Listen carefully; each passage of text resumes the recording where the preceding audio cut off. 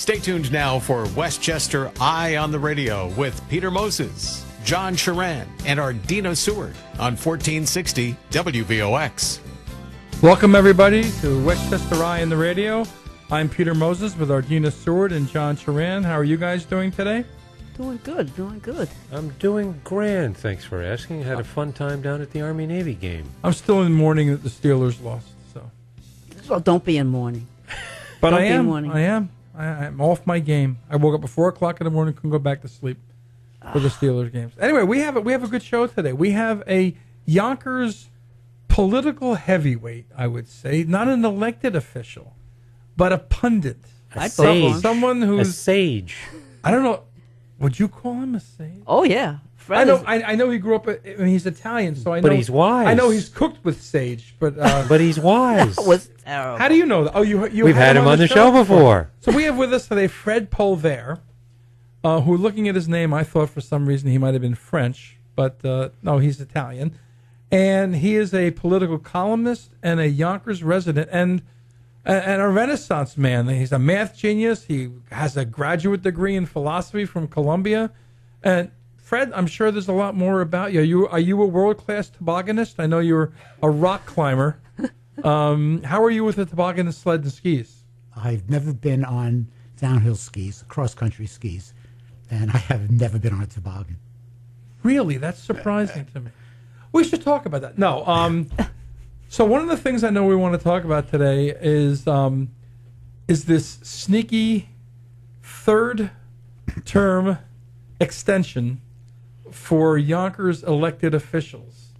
It sounds like it was a siege that just came upon the electorate very, very late. Yeah, you. That's why I'm talking to you. On October 25th at 4:28 p.m., there was an announcement that there would be a town hall meeting discussing the term limit extension. A week before the election. Right. But that had nothing to do with the election. Understood. Okay. The next day, Friday, October 26th, at what time? 4:28 p.m. Okay. They announced they were going to have a vote immediately after the town hall meeting. 1 business day's notice. Both announcements at 4:28. The mayor signed it on October 26th. What time? I'm sorry, November 5th. What time? 5 o'clock p.m. Okay. Signed Sure, at 5 right at closing time. Okay. So the town hall meeting was a shambles. I would imagine so. 100 people, approximately 100 people came out and spoke.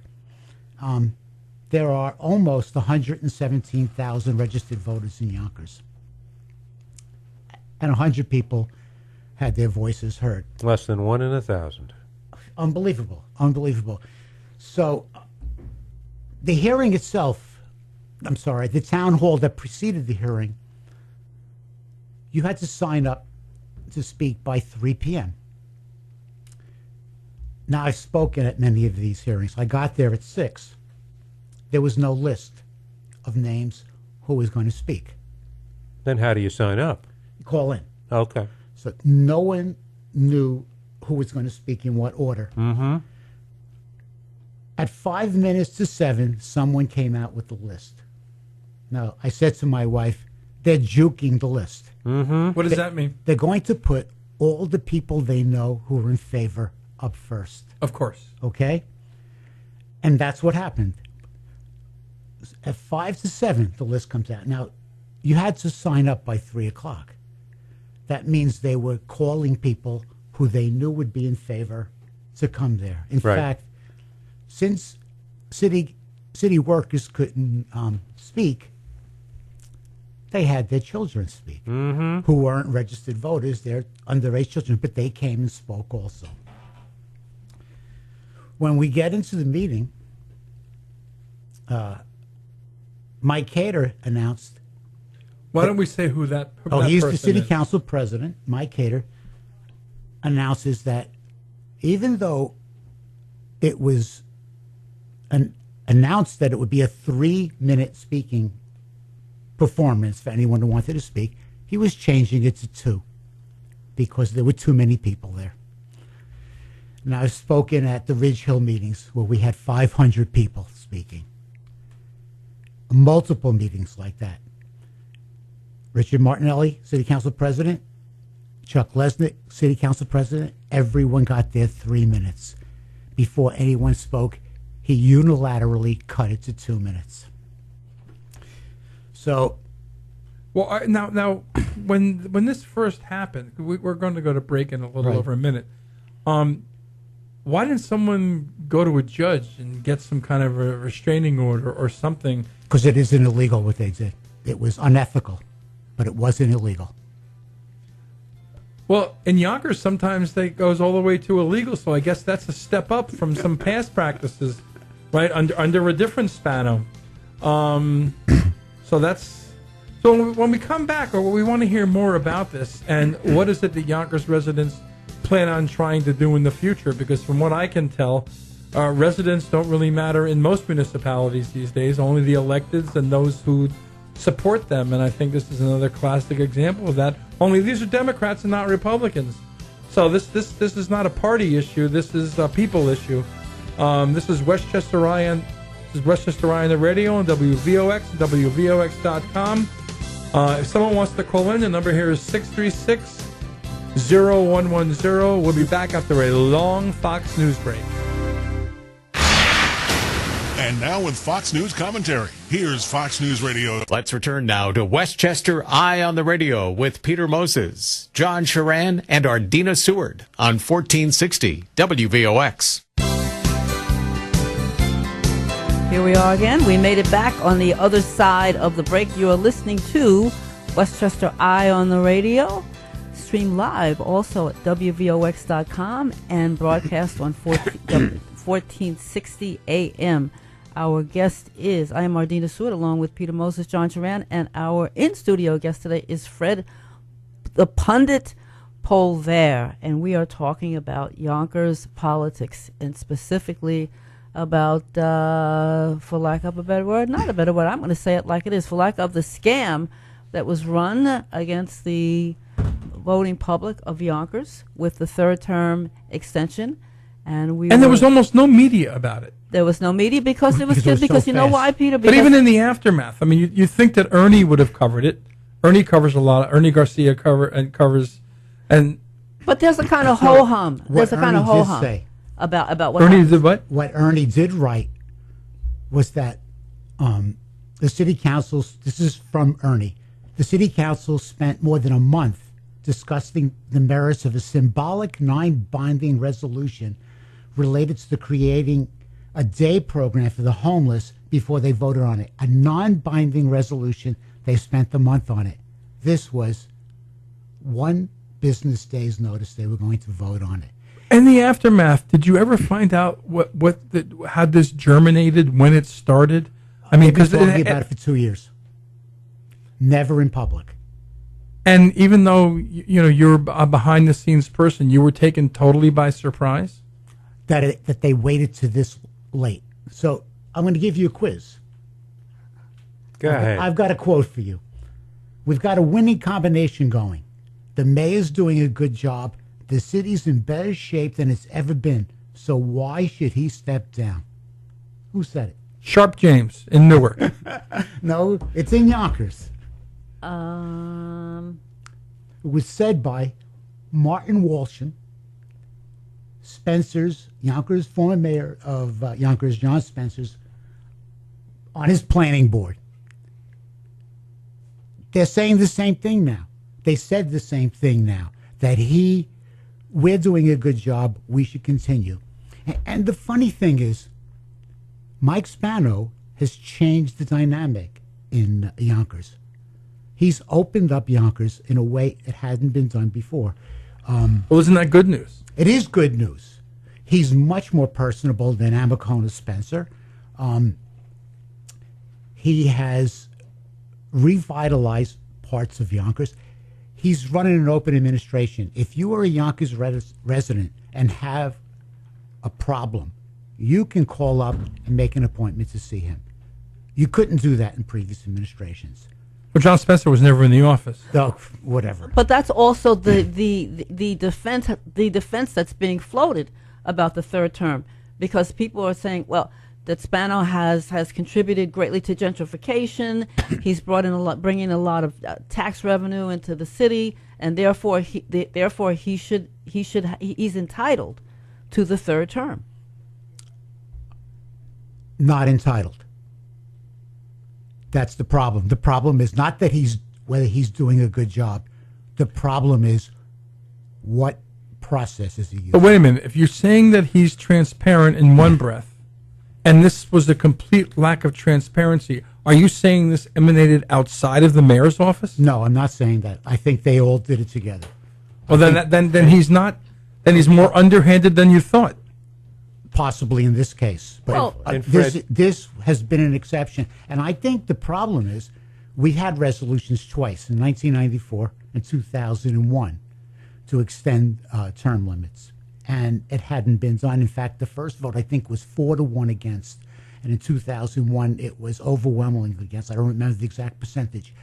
What was the vote this time? There was no vote. Oh, there was no. There was no referendum. The problem is none of them trusted their constituents to vote on this. Which brings me to the issue about the petitions that are being circulated now, because there are a whole bunch of petitions that are being circulated. After the fact. After the fact, but the thing is, it will come up in 2019, because my understanding is that there's a need of 9,000 signatures. And correct me if I'm wrong. It's over 5,000, but that's the minimum. And you know, when you get signatures on petition, the lawyers who are going to fight it are going to knock out people.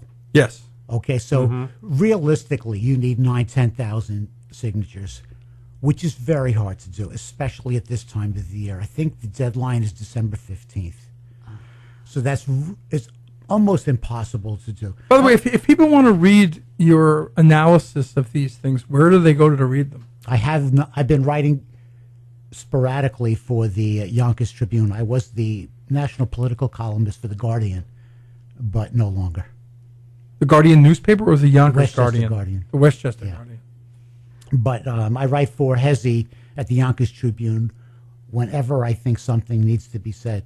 And it's usually contradicting a politician who's blatantly misleading people. Did you write up a detailed explanation, a step-by-step, as to what actually happened in this instance, and was that online? My wife wrote a pretty good analysis of the timeline. Okay. On the Yonkers Tribune. So we can search that on the website and find it? Correct. Okay. Correct. Mm-hmm. I have a hypothetical question for you. Going back to what we were talking about before with Spano and gentrification in Yonkers, the economy is kind of iffy now.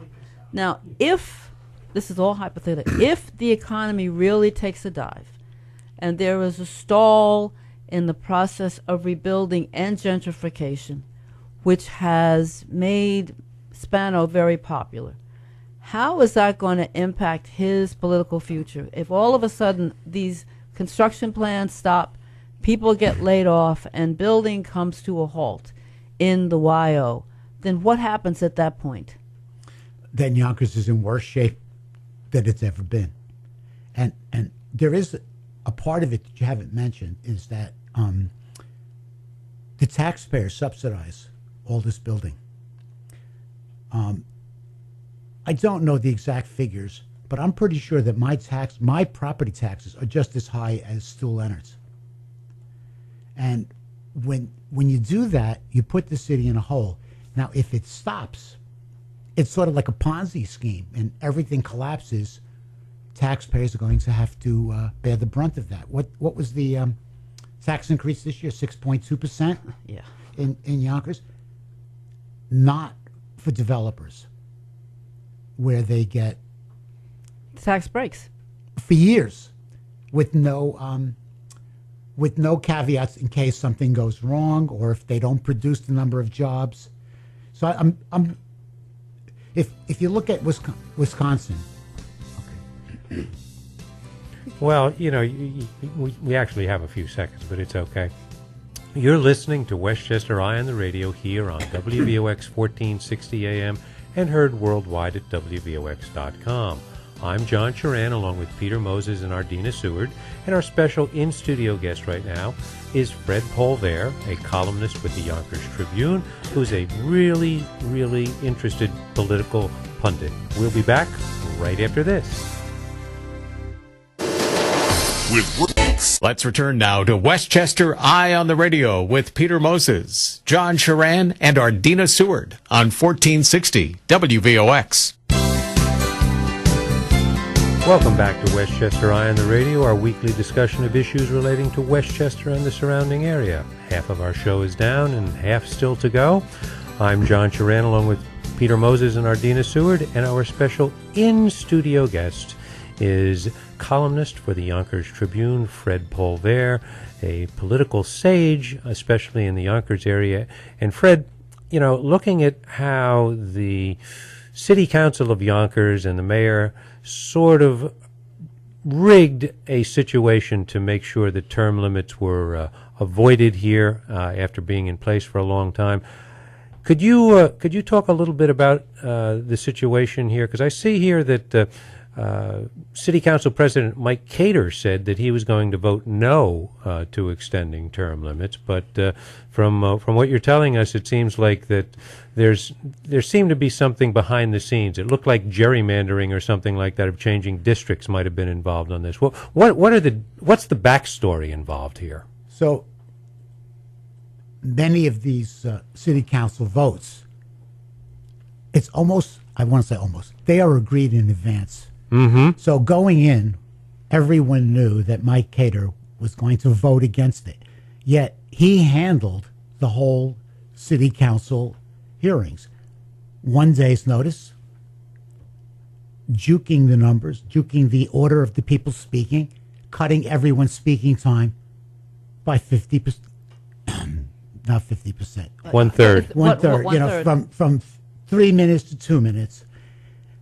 And after all the people spoke in favor of it, and again, it's not that people were against Mike Spano. They were against the process in which this was done. It was shoved down people's throats. Right, and Cater, after almost only pro-extension people spoke, he said, we're going to take a break. Does anyone else want to speak? Mm-hmm. And there was groans from the audience, people saying, we're here to speak. Right. You have to give us a chance. I want to go back to one more thing. Right now, there's a plan to open a Quick Mart on McLean Avenue. Is that good or is that bad? Well, they want it to be a 24-hour convenience store inside of a gas station. They've been debating it for a month. Mm-hmm. The city councilman who voted to extend term limits over the weekend has been calling his constituents and saying, come and speak to me and tell me what you feel about that. My city councilman didn't do that. Mike Sabatino didn't. My city councilman is Mike Green. Mm-hmm. He's the minority leader. He didn't do that. What about Sabatino? Sabatino didn't do that for his people. They're spending more time on a Quick Mart than on something that affects all of Yonkers residents. But what can anybody do anything about it after the fact? There's a petition to get a resolution to overturn this. It will not go through. There will not be enough signatures. Now, looking at the way we set our districts these days, it's always based on census. Census is going to be 2020. I'm reading here and I'm seeing that it seems that there might have been a back behind-the-scenes deal made among the Republicans to get them to come on board to vote in favor of getting rid of it, that there would be a gerrymandered system so that they would at least have some opportunity to have a foothold, maybe a minority foothold, but still a foothold in Yonkers. Right now, Who's they? The Republicans? Yeah. That's a minority foothold, yeah. Yeah. Right now, the Yonkers is gerrymandered to ensure that Republicans get 3 city council seats. Mm-hmm.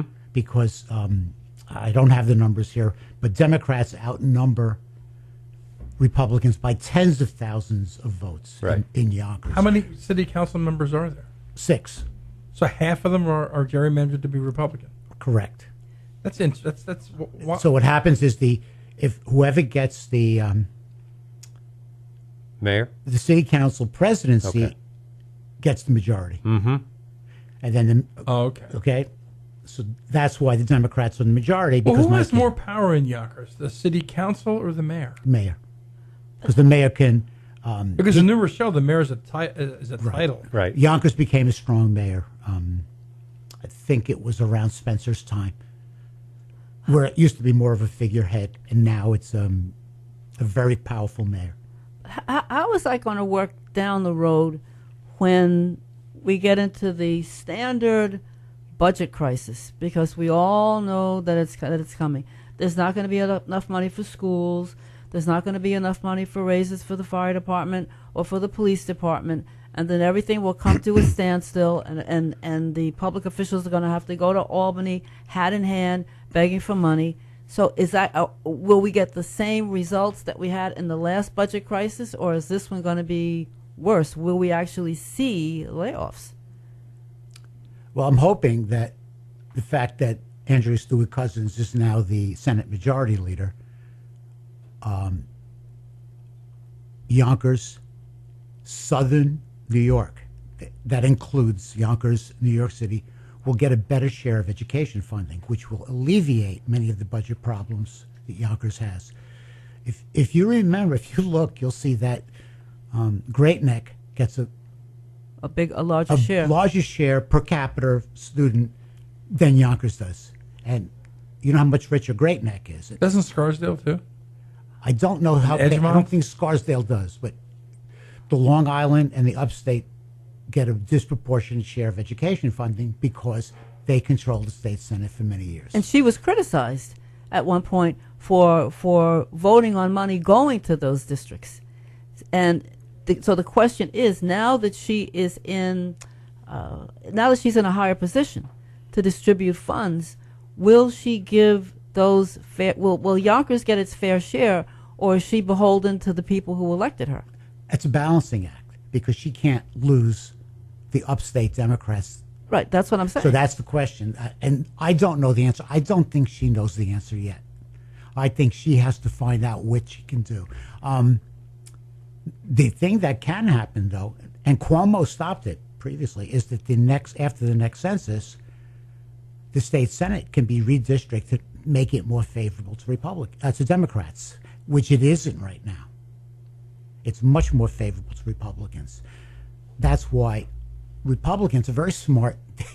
They gear for census years to be in control of state legislatures so they can control how the districts are drawn.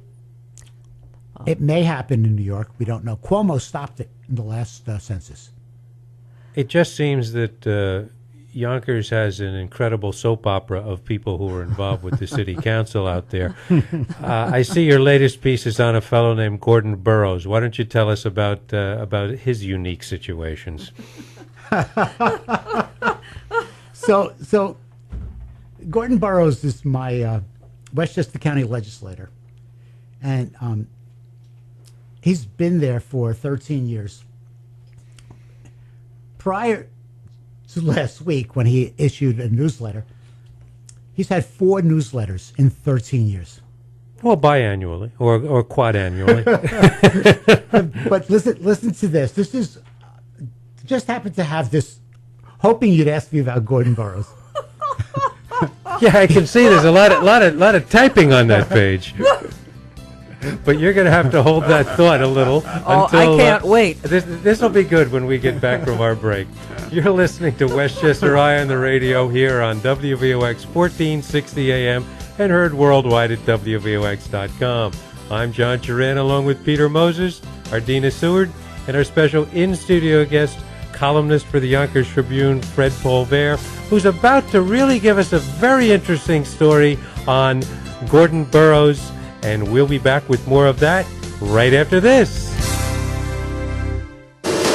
Let's return now to Westchester Eye on the Radio with Peter Moses, John Charan, and Ardina Seward on 1460 WVOX.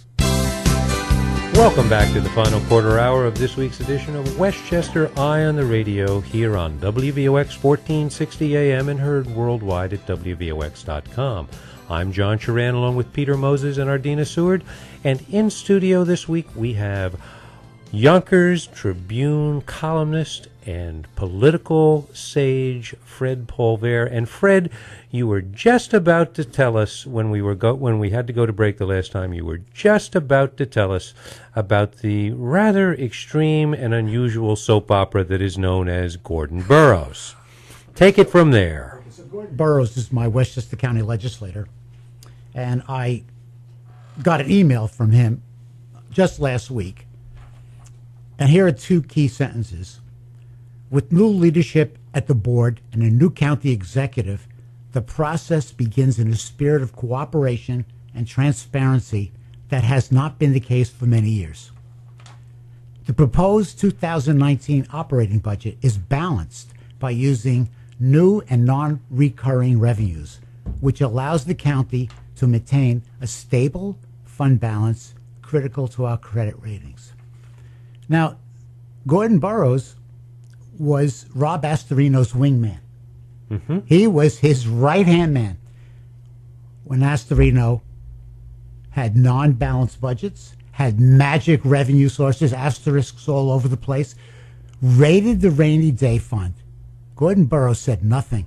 He was complicit in every one-shot deal that Astorino promoted and carried out. And now he's saying this spirit of transparency and cooperation, no one-shot deals. This is the ultimate in chutzpah. I can't describe it any other way. This is a man who thinks you don't know what he did a week before. And you talk about the things that he did. Well, he also did quite a few things personally that were rather he has a very repugnant. He has a very checkered career. In 2010, he got caught with drugs.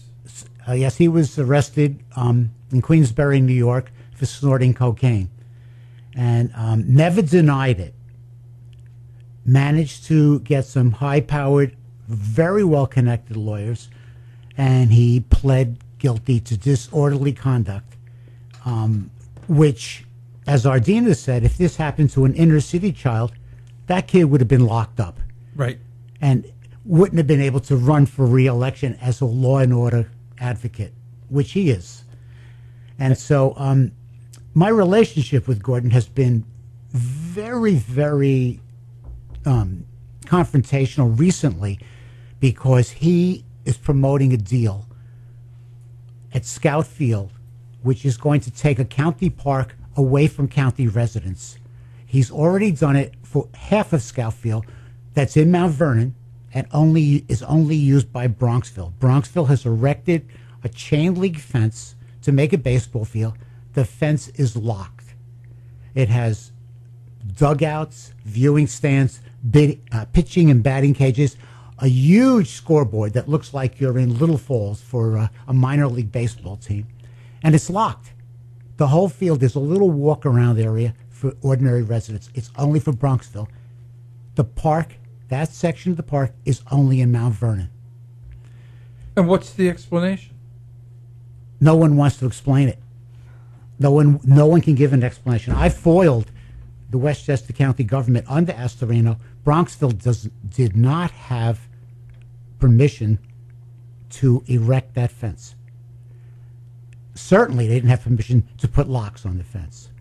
Now, Gordon has been the leader in trying to do the same thing for the upper field, the portion of the field that's in Yonkers only, where there's going to be a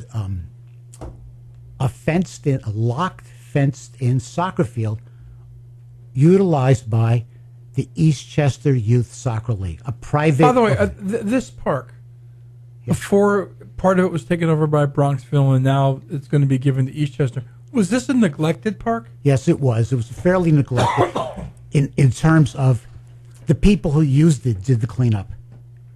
Mm-hmm. So the county didn't do its the county, job. Everyone is trying to spend as little money on this park because they don't want. No one has the money. So Bronxville took over managing it, and then Eastchester took over managing it. Meaning they did Yonkers or Mount Vernon, are they getting money for that? No, there's no money. Yonkers, Is money being paid to the county? Yonkers wanted nothing to do with it. In fact, Mike Spano was told that it wasn't in Yonkers, that it was in Bronxville. And he accepted that. He accepted that until I showed him the map and said, look. And what did he say then? He filed a lawsuit to stop the locks? No, the new proposal Okay. on the Upper Scaffield. There's a lawsuit that's on hold now until George Latimer rules on it. There's Yonkers City George Council. Latimer's ruling on a lawsuit? No, the lawsuit's on hold until George Latimer decides what to do Whether with they this move field. forward or not. Okay. Whether they're going to put this. And what happened? But Mount Vernon has no interest in pursuing any legal things against Bronxville. You said that, right? I'm asking. No, you said that. I'm asking. No, I'm, He's just you said asking. it. I can't answer that. I mean, that's exactly right. They are. I brought Well, it they're up. such a mess over there. Oh, they have Memorial Field. That's the whole. They have They much are more to worry so. about. Have you seen Memorial Field recently? That's exactly I right. remember going to Westchester Bulls games when I was a kid. Did you ever do that? I played there football. I saw Chuck Kid. Mersine from the Giants play there once. So they're so concerned with Memorial Field, they're not doing anything about the lower Scaffield, totally in Mount Vernon, that no one in Mount Vernon could use. But it used to be a prime bird watching site. Every Sunday morning, Latin American and European kids would play, young adults would play soccer there. Big kite flying site, because a big open field. Sure. All gone. If you want to go there, if I want to go there with my grandson and hit a ball, I can't. It's locked. And they want to do the same thing to the upper field. And the lower field in Mount Vernon is only used by Bronxville High School's baseball team and occasionally by the middle school's girls' soccer team. During the summer, locked. During the winter, not using it, locked. No one else can use it. This is a new version of eminent domain. I mean, they It's just not kinda- even. It's theft. It's privatization is what it boils down to. privatization, yeah. Yeah, and the Eastchester Youth Privatization by a municipality. Yeah. Yep. And Eastchester Youth Soccer League is not even. It's not even like you're giving it to a school. With That's an absolute privatization. absolute. They. I don't know their revenues. I think. You know, back when Gannett had 200 reporters instead of 25, these issues would have both been magnified in the press on a regular basis. And back when 2, 4, 7, and even 5 had a Westchester-based reporter, I mean, the only station that does now is ABC, right? That's it. That's it. Your old station still has Tim Fleischer up here. Low Right? HUD at one time covered the Yonkers City Council meetings. Absolutely. They had a building with how many people worked out of the Herald Station? Like 15 or 20 reporters? That was about right, yeah. Oh, Yeah. this is why you have a need for people like Fred. Also, social media. You've got Yonkers Voice Central, which has discussions about this. And, But what can they stop? I mean, it seems to me that government is making decisions ex parte with their citizens or any other group. They're just deciding that they're going to steamroll. I mean, this eminent domain idea because seems people to have to legs. speak up. People anyway, have before we can't continue with that, why don't you tell us who's going to be on next week? Well, I'm working on two things. Still waiting to hear back from Gavin McInnes, and maybe he'll show up. Maybe he will call. And also working on a great organization that actually pays your medical bills. So waiting to hear back from them. It'll be an important show either way. So have a great week, folks. So you're listening to Westchester Eye on the radio with Fred Polvere, Fred the pundit Polvere. We're going to have you back, Fred. Thanks, Fred. And I hope everyone has a great week. Hanukkah is ending at sunset, so now we're just waiting for Christmas to come, which is 2 weeks from tomorrow, folks. So it's getting close. It's getting closer by the moment. Everybody have a great week. It's going to be cold, but try to have some fun. Bye.